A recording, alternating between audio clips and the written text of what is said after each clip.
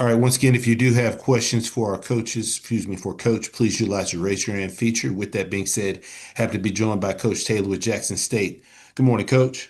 Hey, good morning. How's everybody doing? Doing great, Coach. And as always, we appreciate you taking time to join us. If you could start us out with an opening statement, recapping your team's most recent outing versus Florida A&M. Yes, a great win. Rebounding off a tough loss to Grambling a week ago. Great win to go down there and brag and get the win against FAMU, a 6 o'clock kickoff game. Proud of our fans that showed up, and proud of my football team and coaches. They really prepared well all week for their football game, and we had a great plan going into it. Executed well. Anytime you can rush for close to 400 yards against a football team, that's what you want to be able to do and play good defense. We did that and took our shots up top, and just very pleased where we are right now going into this week. Appreciate those opening comments, Coach. First question goes to Wayne Cartwright. Hey, Coach TC Taylor, how are you today, sir? I'm good, Wayne. How are you? Doing well. That was a really impressive second half performance, and I want to just kind of go back to something you said. You had said in an interview, you told the guys at halftime, you said they need to get off their blank Yeah. and get going. Yeah. Can you just talk a little bit more about just what really went into that passion and just getting these guys to lock in that second half? And then secondly, moving into this Valley game, what do you need to do? What do you guys envision how that can carry over? Yeah. Just told them, I feel like in that first half, FAMU gave us an opportunity to get separate, and we didn't take advantage of those opportunities, especially on the offensive side of the ball, even with a true freshman at quarterback. I know what he's capable of, and I know he wasn't playing his best football. But we got to be able to score touchdowns. That's what I told him. I thought our defense was playing pretty good in the first half. And I just didn't, overall at halftime, I told him I didn't see the team that I'm accustomed to seeing. But they came out and responded in the second half. Like you said, I was on them pretty tough. At halftime, I said some choice words to them, and they came out in the second half, responded. I think ripped off 31 points in that second half. But that's what I expected this football team, especially at this time of the year. This time of the year, you're trying to fight and scratch for postseason play right now, and we want to, in the next few weeks, get ready to lock this East Division championship up, and we got a great opportunity of that. We're in control of our own destiny. So that's why I just got on them at the half, and they came out and responded. To the second part of the question, Valley is a solid football team. They threw for over 400 yards in this past game. They know how to score points. And, teams just play good at home. We got to go on the road and take another victory by any means necessary. So we got to travel well, get up there and, come out the gates hot and play a good first half of football, and then come out in the second half and finish the game strong. Appreciate you as always, Coach. Good luck on your third straight road game. All right. Thank you. Next question goes to James Hill. Hey, Coach, I hope you and everybody in Jackson are well. Great to see you guys this past weekend. Talk a little bit about the running attack. Miller, Davenport, Nate, and then your freshman quarterback. And then also the opportunity to go into the Delta and play against Valley in your earliest memories of that Jackson and Delta in that rivalry against Mississippi Valley.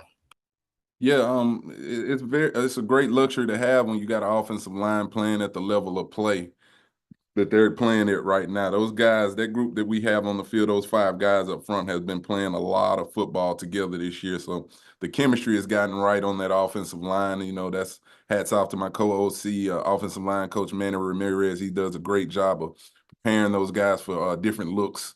Getting them up for road games, whether we on the road, like I said, or at home. Those running backs are special. You talk about Ahmad Miller. He's been running the ball with, authority all year long for us. And, that run, he was able to break out right before a half, really gave us a great boost going into the half. Denario Davenport is another big back with speed and size that can run the football well. Travis Terrell finished the game out with some great carries. You talked about Nate, Amari. All those guys collectively, get along, and they push each other to be great. Each and every time one of them touched the ball. Also, they were good in our pass pro opportunities, picking up linebackers and everything. Just a complete group when you talk about that offensive line and running backs room. This game right here is just a lot of tradition at both schools. When you talk about Valley and Jerry Rice, Totten, Willie Totten up there that did some great things. There's a lot of tradition into that program over there as well. On the flip side, for us in Jackson State, Robert Brazile, Walter Payton, all the greats is, played in that game against each other. We know it's going to be a great crowd up there. So we're looking forward to it.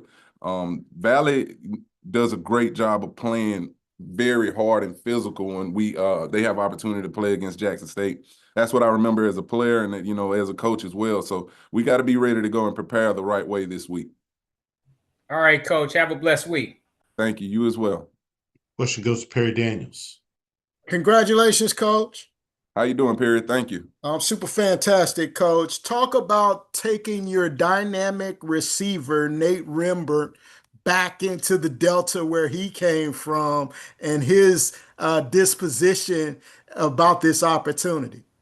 He's excited. He's been chopping at the bit. You just try to get Nate to take it one game at a time, but he's excited about getting the opportunity going back to the team that he played for, just a year ago and did some great things for that program. So, we'll try to design some things, get him ready to go, but it's just up to Nate to, bottling up those emotions and staying within the game plan and going out there and do what Nate do.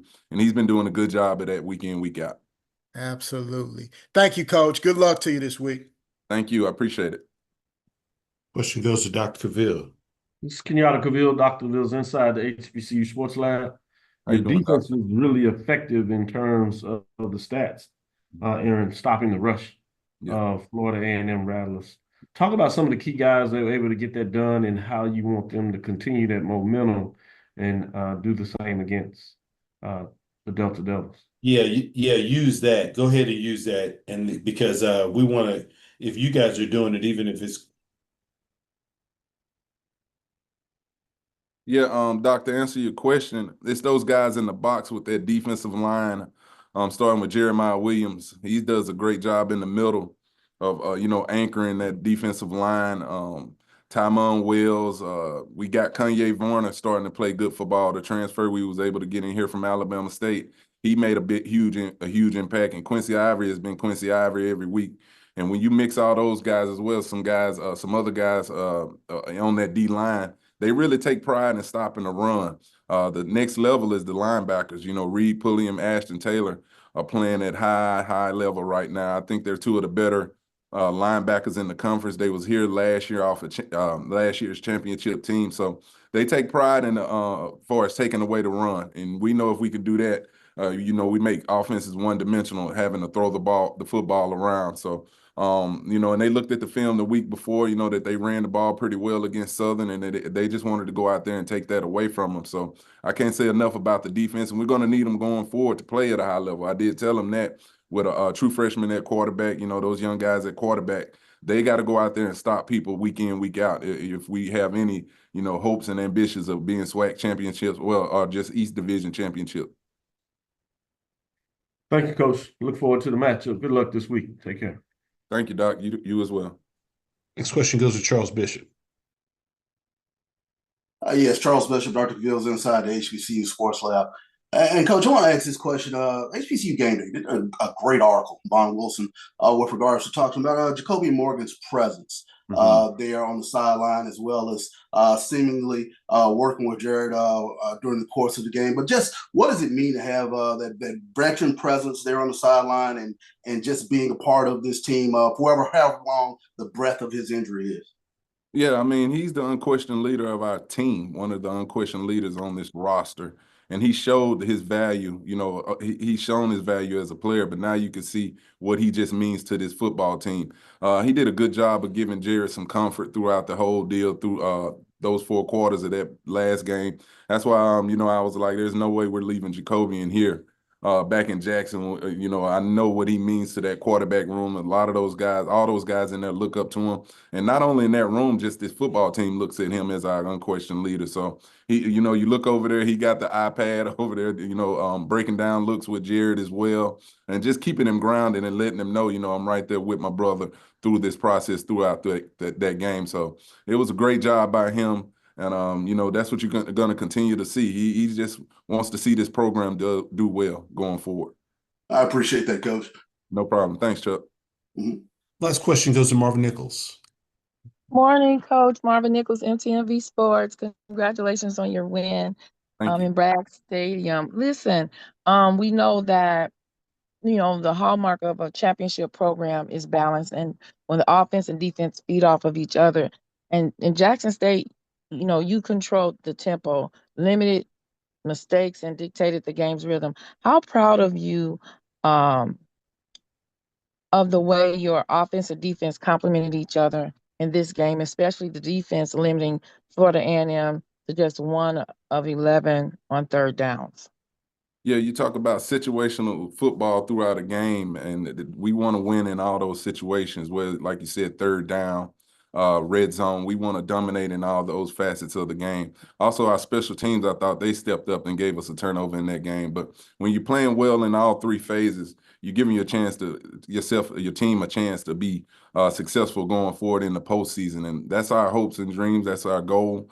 To win the East first, win the SWAC championship, and go win a Celebration Bowl again. But I think we're clicking at the right time, as a group. I thought that was one of our better performances as a whole, as a football team. And again, we were getting some guys back that were banged up in that, to play in that game this past weekend. And then it's always tough. You're able to gauge a football team, when you're able to go win on the road. Those road games really matter.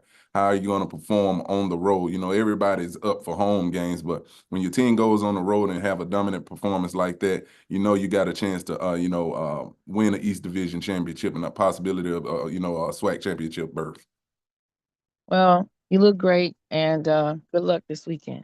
Thank you. I appreciate that. Coach, we appreciate your time. Look forward to speaking to you again next week. All right. Thank you, guys. Everybody be safe. Yes, sir. Thank you.